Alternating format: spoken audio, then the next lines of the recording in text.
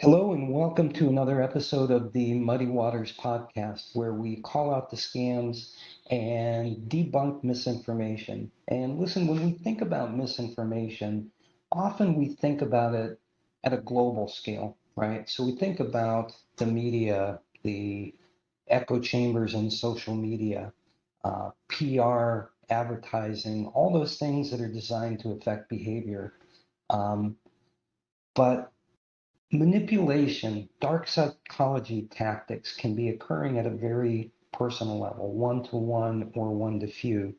And today we're going to dive deeply into that subject because, certainly in my case, and I'm sure in the case of all of you listening, we've had experience with people in our lives that had ulterior motives that weren't in our best interests. And principles of dark psychology, while that term may be unfamiliar with you, those principles have likely been in play in your life. And the major ones, gaslighting, there's 16 we're going to go through today. And what's important to me in this episode is to share with you the motivations first behind why people manipulate. Please take note of them because once you have a list of those motivations behind the behaviors, then we're going to look at the 16 elements of dark psychology, of manipulative techniques. And you can begin to think, am I experiencing this currently? And if I am, do the motivations behind why a person might be attempting to manipulate me, do those resonate as well? And if so, we're going to then talk about how you can best arm yourself against these tactics and approaches and techniques you can take to protect yourself. So this is an interesting topic to me, and I hope it is to you as well. Let's talk about first why people have manipulative behavior. Um, it can occur in our personal lives, in our uh, relationships, both with loved ones and with friends. It can also occur in the workplace. And to give you kind of context on why it occurs, number one, it's an attempt to maintain control or power. I'll give you an example. Years ago, I worked in distribution, and our vice president ended up retiring and leaving the company. So there was an open position. And I applied for that position. I was a district manager. The next step up was vice president. I didn't get picked at that time, and someone new came in from a different market. Coincidentally, the president uh, from the distribution company managed that person in that prior location. So everything, yeah, didn't kind of make sense, right? But knowing that I had applied to that position, I believe I must have been perceived as a threat.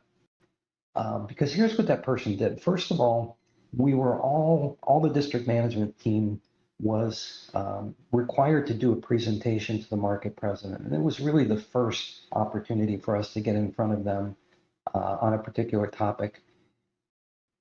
On the day before the presentation, I had an opportunity with the Olympic Training Center to sit with their decision makers. So I called the new vice president. I said, listen, I may not be as prepared for the presentation as you'd like me to be. We've got a late afternoon meeting, 4 o'clock. It's going to run into 6. By the time I get home, it's 8 or 9. Should I put the customer first or the presentation first? And he said, oh, by all means, put the customer first. When I showed up to the presentation, I wasn't as polished as I normally am presenting. And that vice president ripped me apart for my lack of preparation, even though he had given me permission and understood and could have said, listen, we're going to give him a little bit of a buy here because he's working with $1 million account. And it was late into the evening, but he didn't, undermining my credibility with the new market president. Fast forward about 6 months, I received my first performance review from this same manager. And that performance review that I reviewed was above standards. Something, you know, tickled a spidey sense in me. And I asked HR about a week later to review my employee file. Would you believe that in my employee file, was a different copy of that review that rated me at below standards. Um, so it's interesting the different plays that can occur when people want to maintain control or power. Because I was a perceived threat, I believe, to him and his role, he did some things behind the scenes to manipulate the situation. So think across your experience if you've ever had that occur at a business level.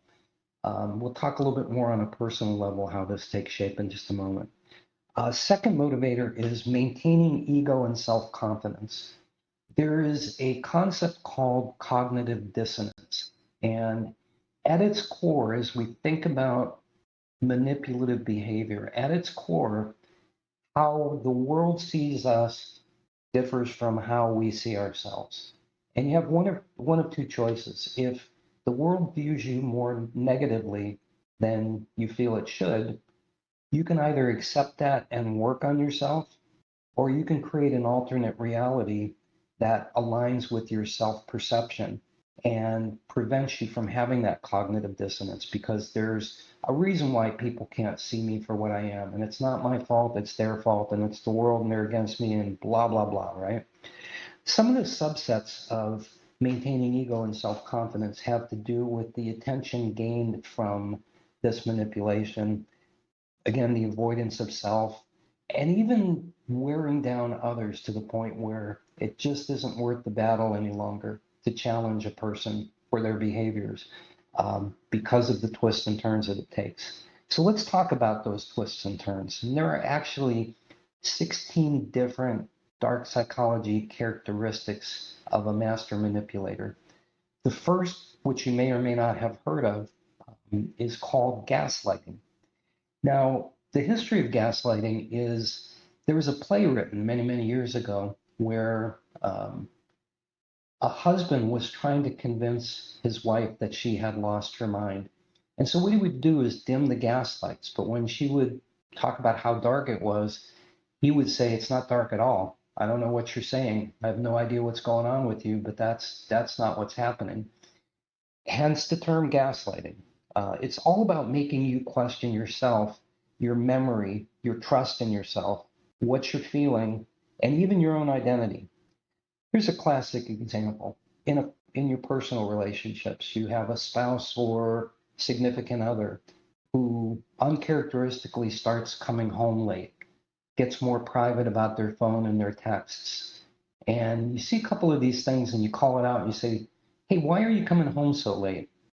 And what you hear back is, "You're overreacting. You're judging me based on past relationships. That's not fair to me."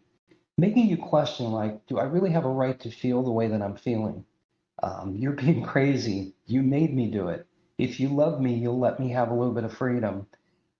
Everybody agrees with me. You're just being difficult. The real problem is dot, dot, dot, right? So gaslighting techniques are really designed to get you to question yourself, to really doubt yourself. And again, we're going to talk at the end of this episode about ways to protect yourself. But be aware of those signs. And once aware, if you begin to see them in play, there's some things you can do. The second technique is called triangulation. And maybe you've experienced this. It's you, it's another person, your boss, significant other, whoever it may be, and you have an opinion that's different from that person. So they enlist a third party who they have been prepping to fully agree with them. And now it's two against one. And obviously, you must be wrong because everyone else feels the way that I do, and you feel this way. So they're always going to side with the manipulator, and asking the question why and how they took the side is super important. Projection. This is where a person places their own behaviors and actions onto you, right? They could be a very controlling spouse. We'll talk about controlling in just a few minutes. Could be a very controlling spouse, but when you call them out on their behaviors, they say, "You're so controlling. You're the one that's doing XYZ." Whatever they're doing, if they yell louder than you that you're the one doing it, it creates this muddy water of, well, wait a minute, am I being controlling? Or I thought you were, and then you accuse me of it, and you're accusing louder and longer. Maybe it's me. Maybe that's the problem. Let's talk about controlling behaviors. This is number 5 in the list. They may, over time, cut off your access to money. They may, over time, try to keep you from bettering yourself, whether that be educationally or in your career. Most commonly, they restrict you from family and friends or from coworkers and attempt to alienate you because when you're standing there all alone, you don't have any advocates. You don't have someone to say, listen, I need to talk to you about this. I'm not comfortable with what's happening. What are you seeing? When you're alienated, you're dependent solely on that person, whoever that may be. There is a tactic of name calling, and usually victim labeling starts small and intensifies over time. Maybe it's a little offhanded comment at first, but then it builds up to be significant. And unless it's checked and challenged, that label becomes internalized and becomes accepted as fact over time. There is a generalization technique. You know, your significant other may say to you, yeah, I'm not surprised you feel that way. All women seem to think that men can't be trusted when they come home late at night. And the idea there is to encourage and prod you to not fall into that same general category as others, to prove that you're not like all those other people. And by doing so, you are adopting the behaviors that the manipulator wants you to adopt. Um, Another technique is moving the goalposts. And what that looks like is, hey, this is how we're measuring this project at work, right? And this is the milestones we're looking for. And when you get close to achieving those milestones, they get pushed out further. When you get close to achieving those milestones, they get pushed out further as well. The whole idea there is to keep you in a constant state of chasing approval, always looking for the way to say, hey, I did it. Let's celebrate success. And the success can never be celebrated because the goals never hit because it keeps moving. We'll talk a little bit about the gas pedal, brake pedal component. And first, let's talk about the gas pedal. So if you're encountering manipulation at work or in your personal life, um, one of the techniques is to just shower you with affection, praise, recognition, time. And this is meant to build rapport, to, enhance trust. But it's also meant to make you feel like, okay, whatever just happened, we must be beyond it because now they're treating me so well. And I think this episode's over and I don't have to worry.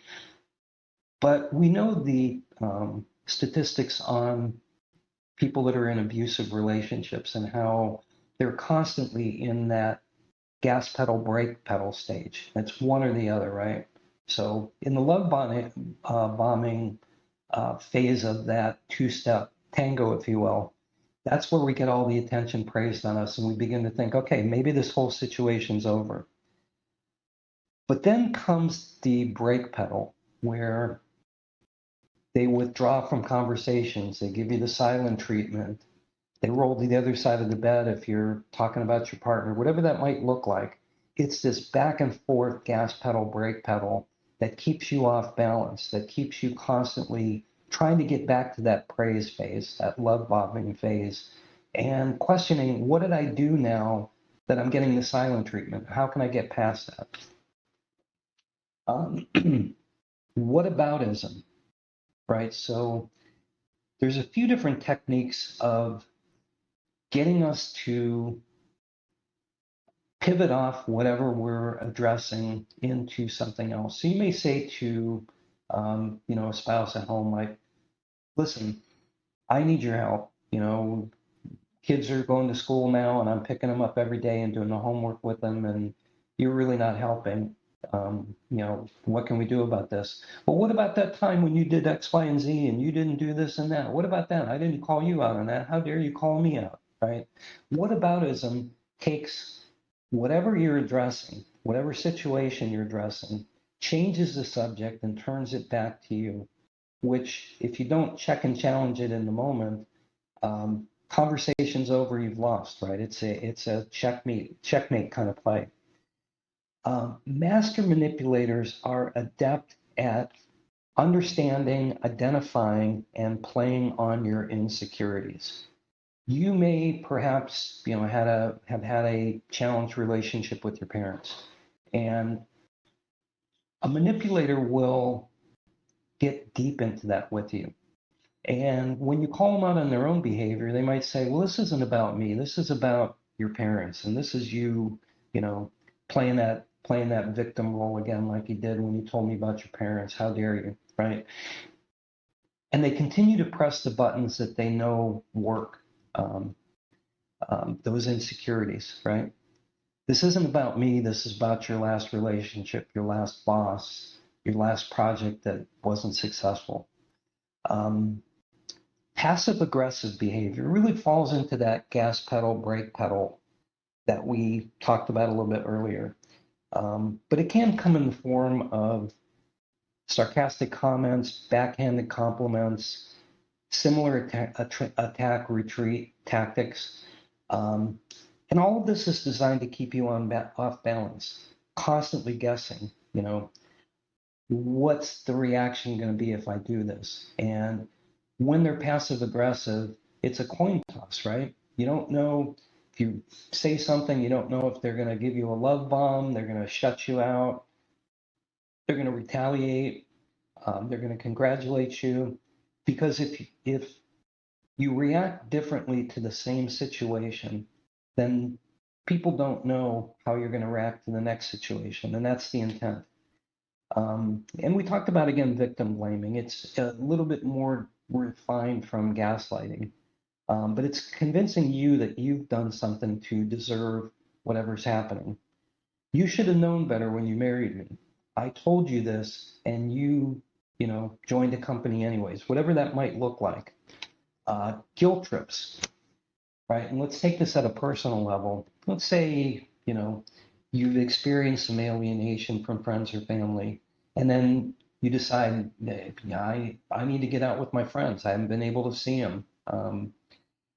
You might hear something like, if you go with your friends tonight, I'm going to be here all alone, and I need you, and I'm in a bad way, and I need somebody to be here with me, and you're just taking off and leaving me. It might be as benign sounding as that. It might take a more nefarious shape where there's threats and coercion, right? If you go out tonight, I'm going to hurt myself. I'm going to leave you. That's it. This is the last straw. If you walk out that door, XYZ is going to happen. So those are really 16 different techniques in the dark psychology portfolio that we can experience on a personal level. But the question becomes, what to do? What to do if we see some of these signs, right? So we talked about the motivations and behaviors, the rewards, if you will, that a manipulator experiences when their manipulations are successful. And it's important when you see signs, if you do, about manipulative techniques in your life, keep it as simple as the Pareto principle would say. If it quacks like a duck, it's a duck. What to do about a manipulator? If you can, and we can't always do this, but if you can, simply cut them off, shut them out of your life, limit your exposure to them, trim it down over time, a little bit less every day and a little bit less every day and much less over a week and much, much less over 2 weeks. If you can't do that and you're caught in this, work relationship, personal relationship, begin by, having a diary, taking note of the patterns of lying and manipulation that you think you're seeing. Then begin to establish some proof and save your receipts. Then, when you feel like you have enough information to really have a substantive conversation, keep your emotions out of it. Remember that manipulators want to press your buttons. And if you're calm, you're objective, you don't show those vulnerabilities that they prey on, it's going to be hard for them to press those buttons because you're not giving them permission to do so. With the receipts in hand, confront their behaviors. Be very, very specific. Be clear and defined in the boundaries you set in this conversation. Hey, I know that we disagree on this, but that's how I'm feeling today. And that's what I'm seeing today. And this is my reality. And I would like you to respect that. Is a beautiful phrase to use amongst many. Um, and then finally, once you've established clear boundaries, you've got your proof in hand, you've confronted the behavior, you've stayed emotionless, you've not given them anything to work with, don't get reeled back in. Don't get, caught up in that love bomb, silent treatment cycle that we know is going to occur. If it occurred in the past, that's the best predictor of future behavior. So you already know that these things are going to continue to happen if you allow them to. Don't get reeled back in.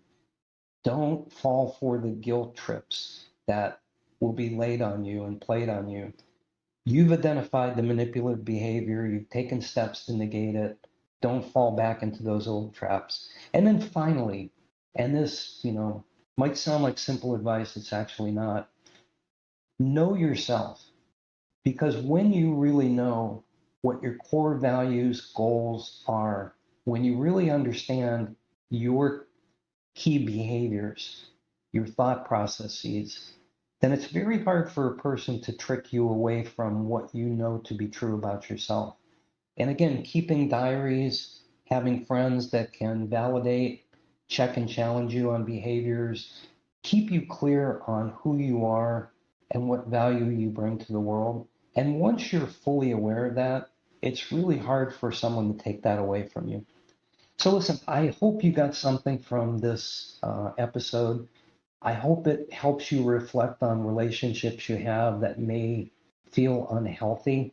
And I hope it also gives you some tactics and strategies for what to do and how to help yourself through those situations. Please like and share, pass this along to someone who might benefit from listening. I hope you'll join me on the next episodes. Have an excellent day.